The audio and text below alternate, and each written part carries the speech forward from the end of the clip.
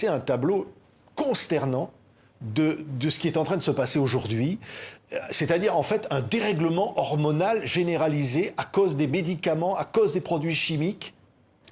C'est un dérèglement général qui touche aussi bien les humains que la faune.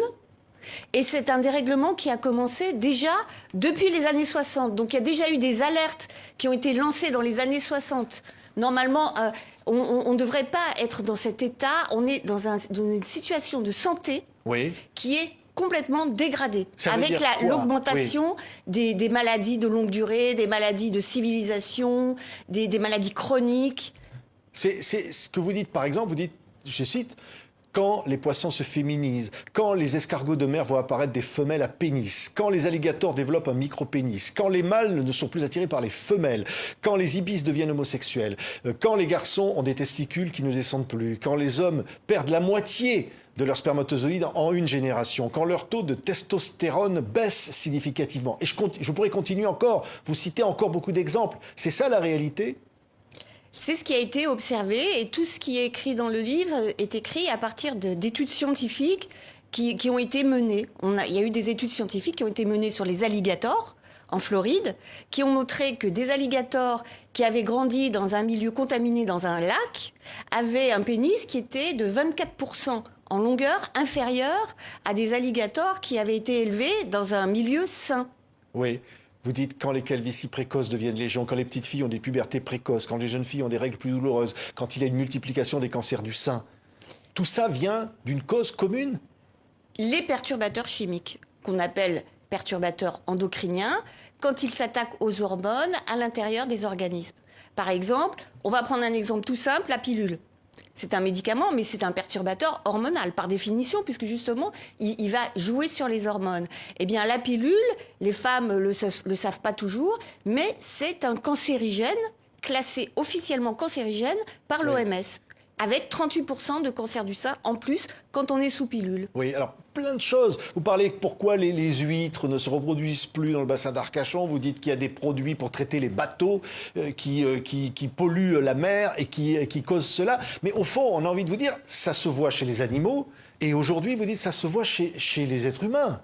Oui, donc ça s'est vu chez les animaux, ça a commencé par les escargots de mer, après ça a été les poissons, on a vu que les poissons mâles commençaient à porter des œufs, ça s'est vu chez les grenouilles, on a vu que les grenouilles devenaient hermaphrodites, avec à la fois un testicule et un ovaire, ce qui est totalement aberrant, on a vu ça chez les alligators, les femelles alligators ont commencé à avoir des ovaires qui ressemblent un peu aux ovaires polykystiques qu'on retrouve aujourd'hui chez les femmes.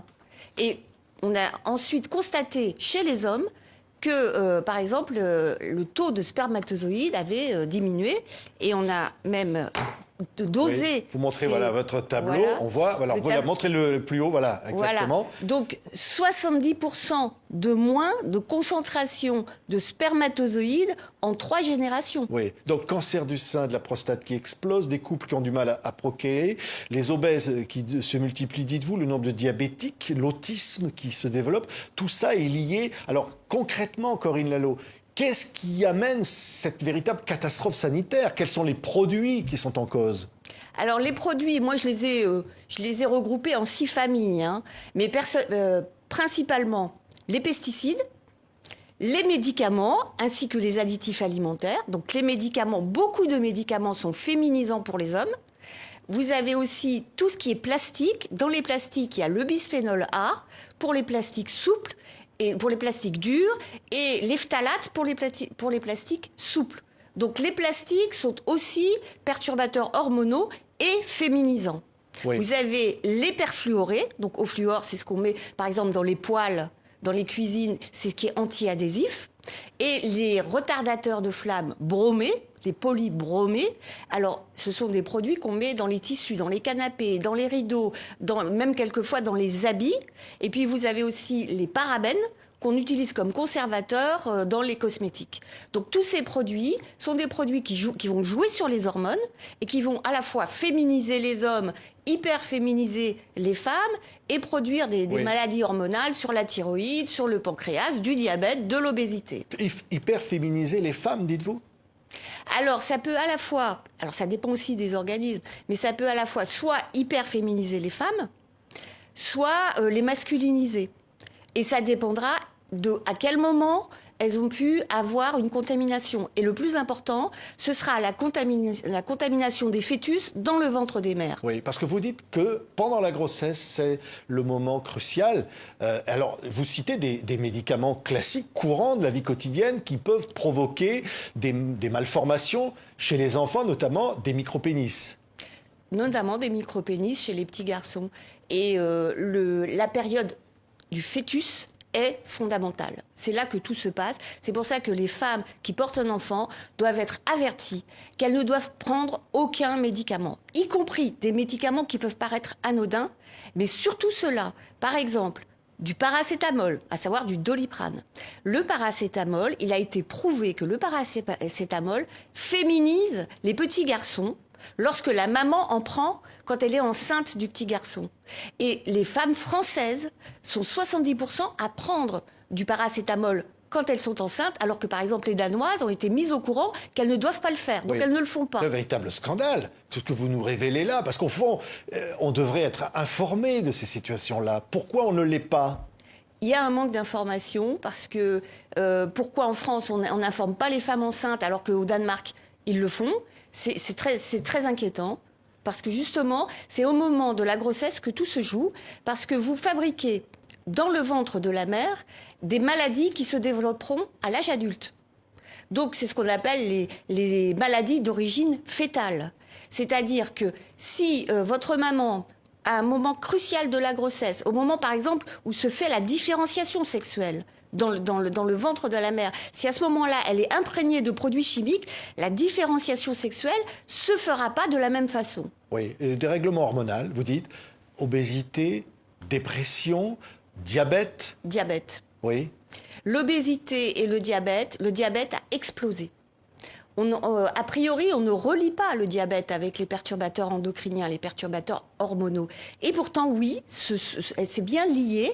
Et on peut même fabriquer une souris diabétique ou une souris obèse en lui inoculant des produits chimiques qui sont des perturbateurs hormonaux. Oui. Cette situation que vous décrivez, derrière, il y a des intérêts économiques. Parce qu'au fond, vous racontez comment l'agriculture utilise des produits chimiques pour améliorer la rentabilité. Tout ça, finalement, c'est l'économique qui triomphe sur la santé publique. Oui, et malheureusement, c'est souvent l'économie qui gagne. Et il faut absolument inverser cette situation parce que ça joue sur la santé publique, les pesticides. Même là, en période de confinement, on a recommencé à autoriser des pesticides sur les betteraves, des herbicides, même des désherbants comme le glyphosate sur les betteraves, alors qu'on est en train de lutter contre ces produits chimiques.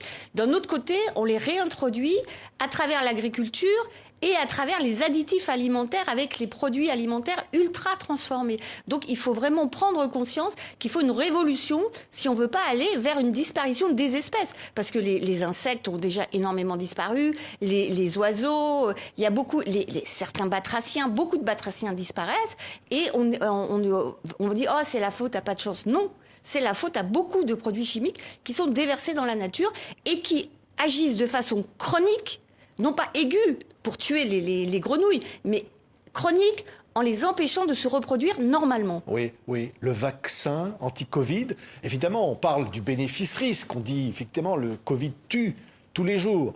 Vous dites aussi que le vaccin est un perturbateur hormonal ?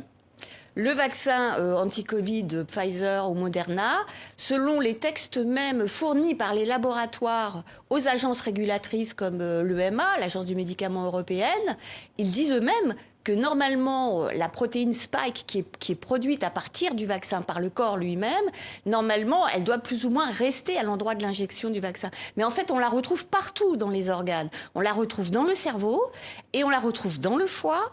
On les retrouve également, et c'est là où il y a un effet hormonal, dans les ovaires et dans les testicules. Et dans les ovaires, ça a un effet délétère sur la formation des follicules Oui. et des ovules. Donc il serait dangereux de vacciner des enfants, selon vous, Corinne Lallot ? Ah bah de toute façon, on est toujours dans un produit qui est expérimental. c'est un produit qui est en phase d'essai clinique. Donc, en matière d'essais cliniques, il faut être très très prudent. Les essais cliniques ne seront finis qu'en 2023. Donc il faut une extrême prudence avec un produit qui est expérimental. On n'utilise pas dans une vaccination de masse un produit qui est expérimental. Ça n'a jamais été fait. C'est aberrant. Oui. Vous dites, au-delà de tout cela, qu'est-ce qu'il faudrait faire? On peut changer son mode de vie? Ne plus prendre de médicaments quotidiens, se nourrir de produits exclusivement vérifiés, c'est très compliqué finalement. Oui. Alors, avant d'en venir à cette question, je voudrais rajouter sur la question du Covid, il y a une étude au Danemark qui a montré que plus vous êtes contaminé avec des perfluorés, donc des perfluorés, c'est ce qu'il y a dans les poêles par exemple, eh bien, plus vous êtes contaminé avec ces produits-là, plus vous faites des Covid graves. Vous voyez? Donc, le système hormonal a aussi un lien avec le système immunitaire. Donc, si vous protégez votre système hormonal, eh bien, vous allez être moins sujet à attraper des virus ou à développer des Covid graves à partir de ces virus. Oui. Mais c'est là où vous me posez la question. Effectivement, il y a moyen de se défendre en réduisant l'apport de produits chimiques tout au long de la journée. Et je donne toutes les clés dans le livre. Oui, parce que c'est vrai qu'on pourrait dire, Corinne Lallot, que les facteurs aggravants du Covid, que sont l'obésité, le diabète, sont aussi des facteurs provoqués, dites-vous, par ces perturbateurs hormonaux. Exactement. C'est-à-dire que, qu'est-ce que c'est qu'un Covid ou quelqu'un qui est malade qui se trouve en réanimation? C'est pas juste un virus, c'est surtout un hôte, la personne qui va recevoir un virus, et comment le système hormonal et le système immunitaire, conjointement avec le système nerveux, vont négocier ce virus, comment ils vont l'intégrer et comment ils vont faire en sorte que l'organisme ne tombe pas malade. Et si votre organisme est sain, eh bien, le virus n'a aucun poids sur vous. C'est pour ça que 99,9% des gens ne font pas de Covid grave. C'est une maladie qui ne touche pas la grande majorité des gens. Les personnes qu'elle touche, ce sont des personnes qui sont affaiblies à cause d'un organisme qui est lui-même malade, beaucoup de comorbidités, et souvent à cause de ces maladies hormonodépendantes que sont le diabète, l'obésité, et il y a d'autres maladies comme l'autisme, et il y en a d'autres comme l'allergie et l'asthme, auxquelles on ne pense pas, mais qui sont aussi liées aux perturbateurs endocriniens. Oui. Donc au fond, vous dites, parfois on dit que ces maladies-là sont faute à pas de chance. C'est un peu ce qu'on dit parfois. On dit à la naissance, on est comme ça. Mais vous dites, vous, il y a véritablement une origine externe. Vous prenez dans votre livre la comparaison d'un bocal avec des poissons à l'intérieur, et qui décrit bien finalement ce que vous dites. Oui, c'est-à-dire que quand le poisson devient malade, ça sert à rien d'aller lui donner des médicaments. Ça sert à rien de dire, ah ben on va vacciner le poisson. Non, il faut changer l'eau et lui redonner une eau saine, non contaminée, qui va lui permettre d'avoir une bonne santé naturellement. Merci. C'est possible. Merci. C'est possible. Oui. Et il faut le savoir que c'est possible simplement en faisant attention à son mode de vie. Merci, Corinne Lallot. Tout est dans le livre. C'est une très grande enquête. Ce qui nous empoisonne à notre insu, publié aux éditions du Cherche Midi. En toute transparence, le grand désordre hormonal. Merci, Corinne Lallot, d'avoir été avec nous. Merci.